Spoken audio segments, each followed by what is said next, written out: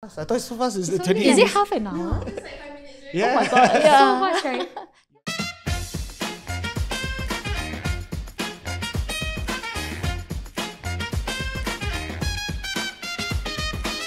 The Business Lab.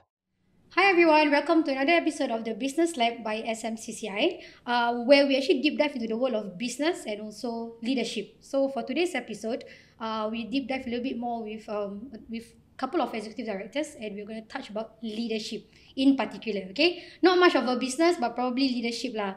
Okay, but before we begin, I would like to thank our podcast sponsors, Idea Entity and Craft by Tree. And of course, our media guru, Studio 5, for all these amazing editings and everything media. Okay, it's all Studio 5. Don't go to anybody else. Okay? So it's, I vouch for it. Okay? So anyway, with me today, I'm very happy. I have two of my friends that I actually met through our TAC, what is it? Trade Chamber Leadership Program. That's right. Yeah, so I made friends with them. So they're actually my classmate. Okay, for maybe 8 months. About 8 9 months, months, plus 9 minus, months, yeah, yeah. about 9 months. So first I have Win. So Win is actually the executive director from, if I'm wrong, you have to let me know. worries, yeah. Association of Process Industry, which is ASPRI. That's right. Right, okay, so actually I don't even know what is it until I met Win, and I was like, oh, there's such thing as ASPRI. So wow, it's quite amazing. You will listen, we will hear more from him. And I also have Louise. Louise is the executive director of the Singapore Contractor Association. I don't know whether you also know whether there is a Contractor Association. Okay, so it's very interesting. So maybe a little bit, Win, maybe just share a little bit about yourself and what does ASPRI do exactly? Well, good afternoon, Nadia, and Yeah. I'm glad to be here today. So ASPRI is actually Association of Process Industry. We represent about 600 over corporate members, and these members are very much in the engineering, construction, and plant maintenance space. So collectively, as an association, what we do is we actually represent the interests of our members. We also provide a suite of training facilities for them, and also accommodation services as well. So this is pretty much in a nutshell what the association does for our members. Right, nice. So for yourself, Yes. for the contractor scene, I'm Louise from the Singapore Contractors Association. So in our association, we serve mainly the contractors, which includes main as well as subcontractors. We have a total of more than 3,000 members currently under our fold. We are the effective voice representing the private sector to address issues, challenges for construction sector. wow, so it's actually a very male-dominated industry lah, actually. But you are the executive director for this association. Wow, that's Yes. quite amazing, right? So, how? Okay, maybe one of you can take the question first. So far right now, like how is the landscape for yours lah? What is the landscape right now in the employment portion? You know, the sector, especially for your sector lah. So what is the employment pattern or trend that you are seeing right now? Yeah. So for our sector, because it's a predominantly engineering-based sector, which is semi-blue collar, the number of workers coming into our sector is a little bit slower than expected, because obviously not many Singaporeans may choose to join this sector because it may be seen as or perceived as somewhat dirty and dangerous to a certain extent. But this sector is actually something rather important because it accounts for 20% of the Singapore's GDP. So companies like Shell, Exxon, and some of them are actually located in Jurong Island. These are actually the petrochemical companies that our members serve as well. So to answer your question, basically right now obviously it's challenging to hire young engineers who wants to work in such an environment, and obviously we look at some of these jobs maybe being filled by the non-Singaporeans. Right. So this is typically what we are seeing right now. Yeah. So you are saying that the youngsters are not interested to be in the engineering sector, or they have other interests elsewhere, like maybe other sectors? Is that what you're trying to? No, so for obviously for engineering, it's not an easy degree to study or easy education to receive. But after they graduate, they may choose to take on other roles beyond just engineering. I mean, in Singapore, we are quite privileged that we have many choices, right? Yeah. So beyond just engineering, there are multitude of different career paths that the students can take on after they graduate. And even after they try engineering for some years, they may just choose, hey, this may not be for me, because other sectors may come in with a bit more perceived to be more sexy, to be more exciting for them. Hence, obviously, the brain So drain engineering exists. not sexy, Not sexy enough lah. Not sexy enough. But the word money is quite enough. sexy though. The money is stable. It's a stable income for sure, and it's Yeah. also contribution to industry. It is it ranks all the way up together with professional services like a lawyer, like a doctor. You need engineers to basically construct a safe building, construct a safe environment, and obviously engineers have a space in society, but maybe not be the flavor of the month for a lot of locals in terms of jobs as well. Okay. So what about yourself? Same question. I echo Wayne's sentiments. I think, unfortunately, construction sector is even worse because we are really under the sun. Right. Not all the time, some parts of the day, but the perception is, you're going to be under the sun the entire,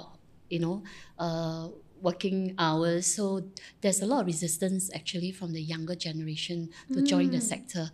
And when I mean sector, of course I'm speaking for contractors' perspective, but even the consultants, the architects, I think you have read, the attrition rate is quite high. So actually, generally as a built environment sector, we are facing a lot of talent issues. Right. So how many are there in your team now for you?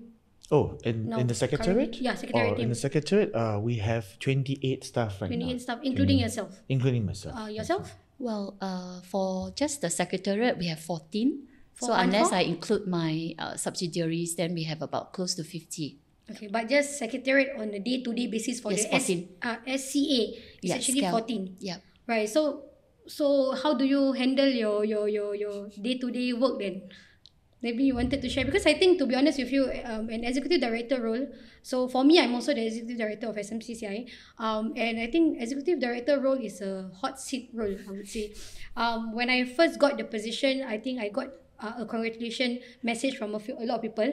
But one of the message sent me was, "Hi, welcome to the hot seat position. So all the best, good luck to you." So it was like, whoa. So it's actually a hot seat position, because to be honest with you, it's a very lean team, right, that we are working with, and it's a very fast-paced environment.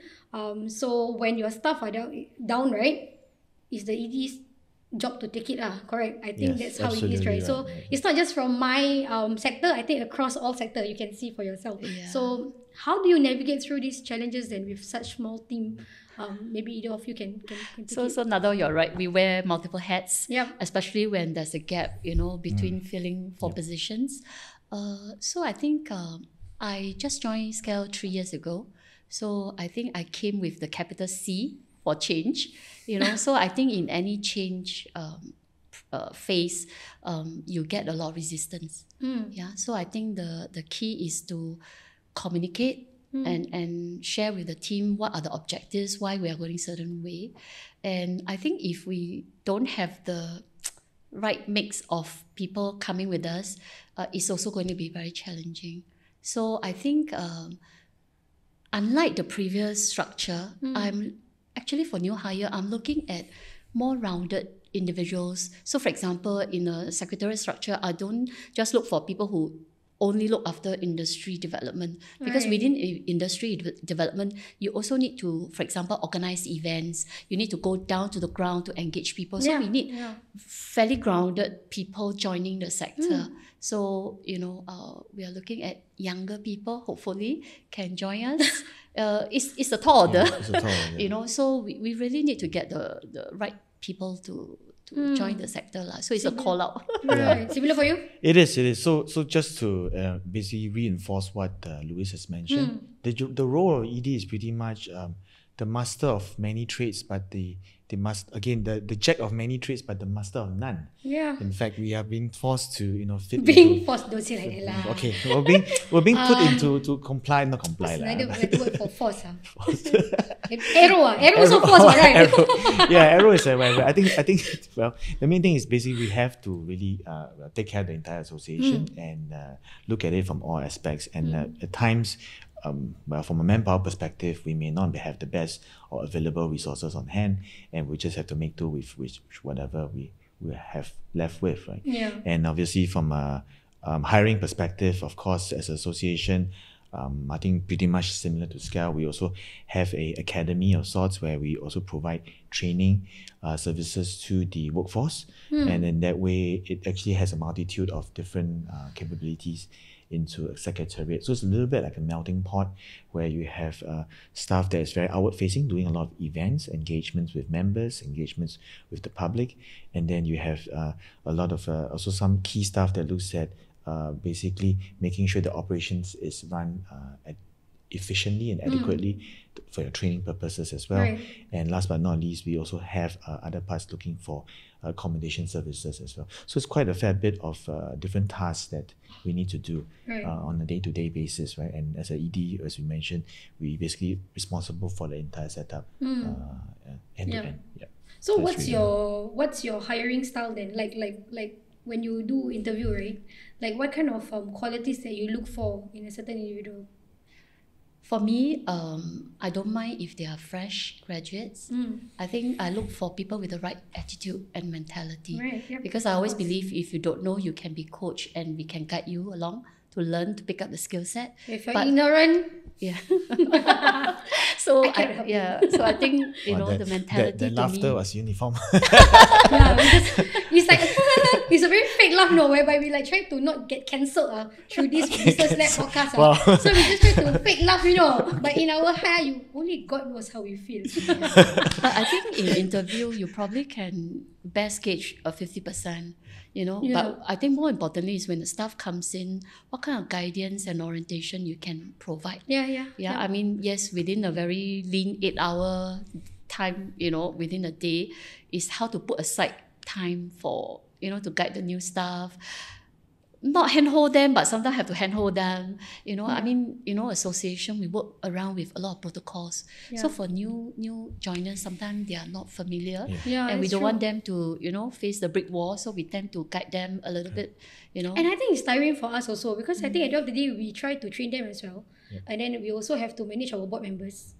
Right? How many board members you have? I have 9 plus 2, so that's 11. Yours? I have 7 board members, but another 15 council. So I have 23 altogether. Okay, I have 17. So I have like 17 top and about 14 bottom. Like secretary so to handle. So I mean, as an ED, we are like sandwiched, right? We are like squeezed from the top and also bottom, right? So I think it's quite a challenging position to be at, right? So we are also training them, but we're also trying to assist our board members. So for you guys, right, like how do you manage these two and be the bridge and also making sure that both actually understood each other and the goal that we have to, achieve for the organization? Yeah. Maybe I could take that first. So I think the key determinant to success in such an environment would be communications with a capital C. So communications, not just being the anecdotal example of communications, but really ensuring that it is done on a regular basis in a very open format, as open as possible. Sometimes may not be possible, but as open as possible, as regular as possible. And I mean, personally, my experience by doing so consistently has helped to bridge a lot of misunderstandings, and save a lot of unnecessary rework in that way. So it's clear, open communications on a regular basis is one of the key determinants to making that framework work, where you have top heavy, bottom heavy, and you're just like the little hourglass in between, trying to funnel between I the think it's two. very different. And I think I'm quite thankful because my board members, I think they are very, very supportive. I think I'm very thankful for that. And they're very supportive. So we actually, every board meeting we have time to raise like what is the unhappiness or whatever. So my board member will actually listen and also see what I have to say, and then they will just give inputs accordingly. So I think it's really balanced in that sense. But I'm also quite young in this line, in this sector, as an ED especially. So for your end, right? So how do you balance your personal life and your work life then? I don't know, man. For me, my work life balance is all over the place lah. At least I wouldn't say that for my team. I think my team say okay. I mean for ED especially. I think even if my board members text me at night, I will still reply, even though I don't have to. But I think it's just a auto thing that I will just reply. You know. So is it the same case for you? I may not be a good benchmark, Nadia, because I come from a very fast-paced industry as well. So you're right, because we have to attend meetings during the day. So we do our paperwork, clear our emails all in the evenings. That's for construction sector, sometimes they work on Saturday, half day, and that's where the time where your board members finish his week's activities and he got time to, engage us. So you are right, sometimes we have to be able to engage them at, after office hours, so to speak. But I think it comes with the job.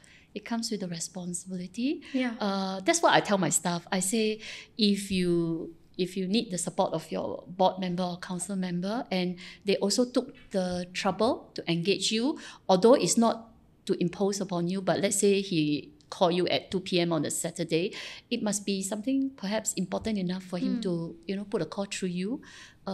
If you can, try to attend to it. But of course, if you're not convenient, then it's okay, because I'm sure the board member will engage you separately or drop you an email. So, it's about understanding each other, the working style, how you communicate, which is very important.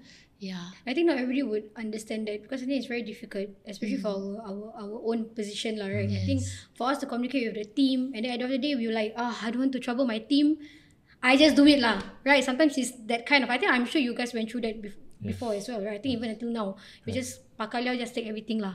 Correct or not? I think it happened, right? So it's quite a challenge.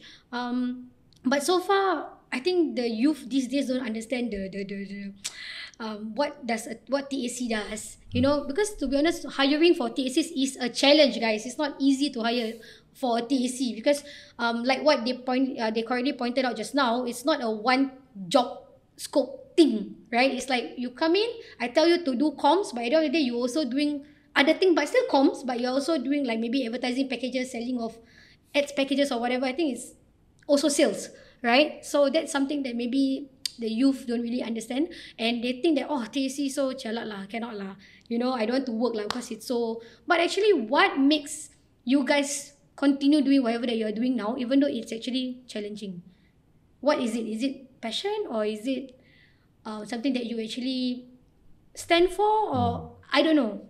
What? I think it's the fulfillment that you get when you interact with members, and basically, because this is a membership-based association, so members are really the fundamental on why we exist. So having that fulfillment when we come with running a successful event where everybody feels you met the objectives, that would be one of those feedback loop that you get after you've done so. So running industry programs, and again, not all of them are successful. Some of them may not even meet half of the KPIs, but again, we learn, and the intent is really to strive for a betterment of the industry, and that is really where it's that's the common denominator.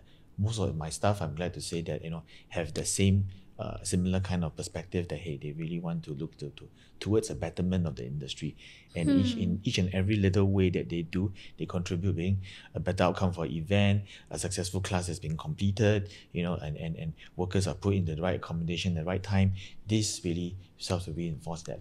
So they want to be part of the change. Part of the change, but again, if you look at it, it is it's also fulfillment of the mission vision that we aspire out to be, right? So that's really which is to better be a credible and visible partner of the process industry, right? So for us, that is the key attribute that we work towards, and of course, having a better industry will actually lead in the same direction as that outcome. Right. Yeah. So for yourself, why will you still fight through and stay? I think for construction sector, I believe actually now is the time of change.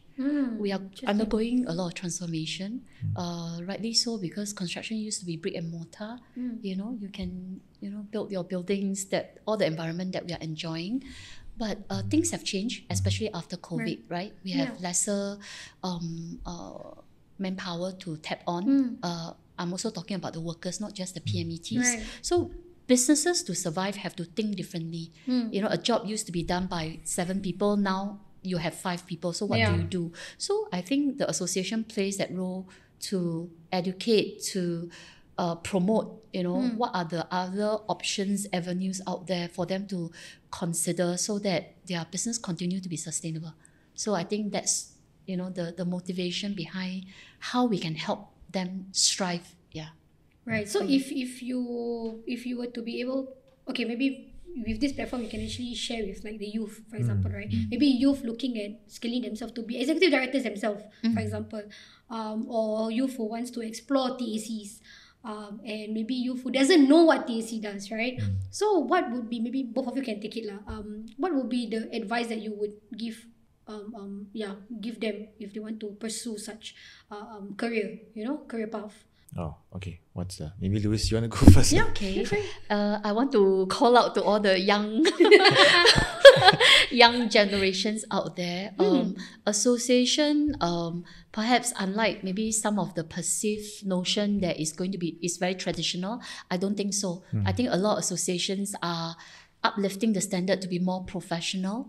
We are dealing with government agencies, different key stakeholders. There are a lot of learnings actually. So if you want a platform to learn, I think TSC is a very good platform. In terms of package, we are trying to be competitive, but because private sector tend to pay more, but we try to be competitive. So do consider association. I think among a lot of our EDs network, we are still hiring. So please come to us. Yeah, kesian lah kan? Kesiankan lah. Tengah hiring ni. Yeah, after this I will maybe share with them lah your links where to submit resume. Yes. Maybe for yourself? Yeah, I think just to add on to that, which is what Louise really mentioned about trying to get the youth to look at our sector. So what our sector actually, especially the trade association sector, really offers is a multitude of different experiences, and I say it from a very perspective that if you come in here as a young graduate, not too sure what you want to do, a TAC in a way is a safe environment, because first and foremost we are non-profit in nature. We are not here to drive up and commercially to achieve a certain numbers, but yet it's also an environment for you to have a first peek into the commercial world, understand a little bit more what the commercial world is, balance those needs with what the government wants as well, because more often than not, we are also working in tandem with government to advocate a certain agenda that is for the betterment of the industry. So you also get a perspective of government, the private sector, and also in a non-profit environment where at times we may need to do things like fundraising and various social activities. So that actually helps to complement, it builds very much on character building, right? And from that little exposure that you have, you probably can decide, hey, is this something for me? And which aspect of my career that I want to pivot towards? I think that is basically the storyboard that I can provide for young minds like you whom are even thinking of joining us as well. So are you hiring too? Yes, I am. So both is hiring, guys. So from this podcast alone, you know where you can go to if you want to look for jobs lah. Yeah, I think very helpful lah. Yes. See, there's 2 companies that is hiring already. So you can actually comment on our comment section if you want to get jobs lah, okay? So I think it's a really fun session. I purposely put the EDs together to just because we have never done it before. So I think it's a really good sharing to know what each of us is going through, and we are hiring, that is quite interesting. I wish this is a longer session, but maybe for part 2, maybe we'll see how it is. But any last parting words before we wrap this up? Just a short one, maybe a short motivation or something, from an ED point of view. Okay. Short one. Okay, I mean, calling out to business owners who are in the contracting space. If you don't know about SCAL do exist, and we are here to help the construction sector. Yeah, for the young guns out there, we are hiring. Okay, I think I will leave it at that. Yep. Thank you, Louise. For yourself? Yes. Nadia, thank you so much for this opportunity to be here and together with Louise. I think the message that I have for the audience today is trade associations play an important role in today's context, trying to bridge between government, the private sector, and also public stakeholders as well. And I hope that you can be part of this journey together with us. Thank you. Yes, thank you so much. So, as executive directors, we are really happy to be able to be the change for the community and also for the economy, right? We're very happy. And we also would like to thank all our secretariat staff for holding the fort for us. And then be our support system for the whole team. I think it's really good. Even though we know you all might have your own group chat without the ED lah. We all know, okay? Yeah, but it's okay. I mean, we still love you to bits. And they are really thank you. overworked. Yeah, overwhelmed is the favorite word, man, for the generation these days. You know, overwhelmed. You know, I think our overwhelm, our head already haywire already. Yeah. So anyway, to the listeners, don't forget to follow us, the Business Lab podcast. We are on YouTube, TikTok, and also Spotify. And before we end, I would like to thank both of you again, Wayne and Louise, for being here. This is the first time you guys actually involved with SMCCI, so I'm really thankful for that. And thank you to our sponsors, ID Entity and Craft by Tree, and also our media partners, Studio 5 Corp. Okay, so for more episodes, please tune in once again to the Business Lab podcast. Thank you. Bye.